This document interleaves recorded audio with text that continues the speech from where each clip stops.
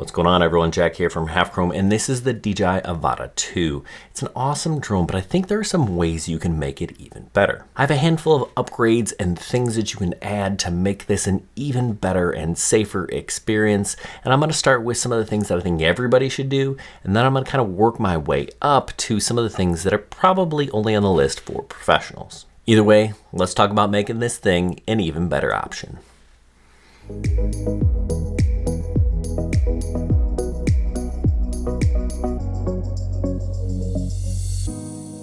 First thing on my list is the Fly More combo. For an extra 200 bucks, you get 2 additional batteries, this nice hub, and this bag, which generally speaking, I prefer hard cases to bags, but this one was really put together nicely. You can get your Avata and all the things you want in here, plus a few extras. If you already bought the Avata, you kind of missed the boat on that, but you definitely need to add a couple of batteries and probably a case or a bag of some kind.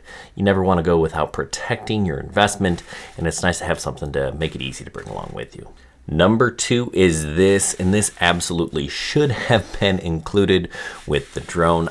I absolutely prefer flying with this remote controller. This is the DJI FPV-3. If you want to fly full acro, this is the only way to do it. DJI is likely going to offer a firmware update to allow you to fly with the FPV-2 remote controller, but this thing is actually a little bit better. It has the internal antennas and it's a lot lighter. So if you're gonna opt for one, opt for this one. Now, one of the biggest upgrades on this thing is actually the SD card placement. And something you gotta keep in mind is there are only 2 approved SD cards. You actually need one of these 2 SD cards. You've got the SanDisk Extreme Pro, and you got the Lexar 1066X.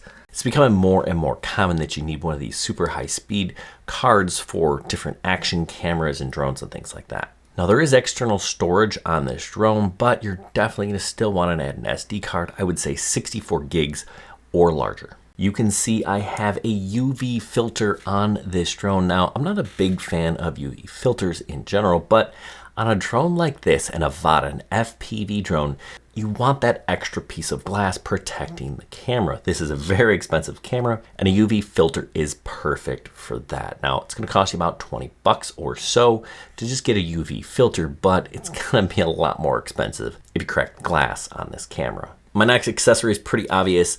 It's these ribbed riders from Original Dobo. They offer a little bit of protection. This is a TPU printed part, and they just kind of snap on over the ducts, and they add a little bit of flexibility should you bump into something. I absolutely recommend these. I do like this design over the original. They seem a little bit sleeker. And you can get these in a bunch of different colors, but absolutely another way to protect your investment here. Anytime you add weight, yes, it's going to decrease your flight time, but not by a ton. Absolutely worth it. Pick up a set of these from Original Dobo on Etsy. All right, so if you're interested in any of these things, we have links down below. Some of those are affiliate links and some of them are just links to these products. You're gonna want a set of ND filters. These are gonna help you get that cool motion blur. And depending on how bright and sunny the day is, you may have to opt for a higher ND filter. Now, I've got a whole video on how to use ND filters and which one to choose. So this is filming without an ND filter. Everything is in focus. And when I freeze frame here, you can see that. And sometimes that feels unnatural to people's eyes, looks jittery. Now here is the correct exposure, 1/120, shooting at 60 frames a second. And when I freeze it here, you see a little bit of blur, especially in the corners, and that's pretty normal. Now it's personal preference. I like to actually shoot at the same frame rate. So here's 1/60th at 60 frames a second. When you freeze it here, you'll see even more blur. It really is a personal preference. So you dial in the shutter speed that you want in manual mode. Now here is, again, that freeze frame. Looks like a photo, right? That's auto settings. Now here, I set the frame rate at 1/120, a little bit of blur. And then this last one, I set it at 1/160th of a second, a little bit more blur. I think a lot of people really enjoy having these, especially since this doesn't have a variable aperture. Putting it on the drone is fairly simple. You're just going to kind of wedge it in there, bottom in first, and then you hear that click and voila, now my drone's got sunglasses. This all-day pack from Freewell is about 50 bucks. All right, if you are going to fly at night, you're going to need one of these. This is a strobe light. You need to be seen for 3 statute miles. That's 3 miles away. What I do is I grab a piece of Velcro. I put a piece of Velcro here. I stick this onto my drone, make sure it's not covering your GPS, and now you can legally fly at night.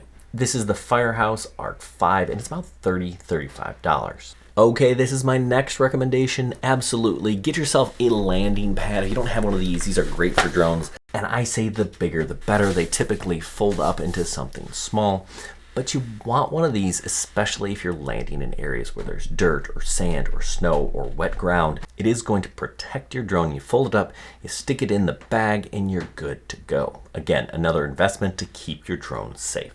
All right, so for those of you that are professional or want to be pros, you need your Part 107 license. Now, we have a handful of videos to help you practice.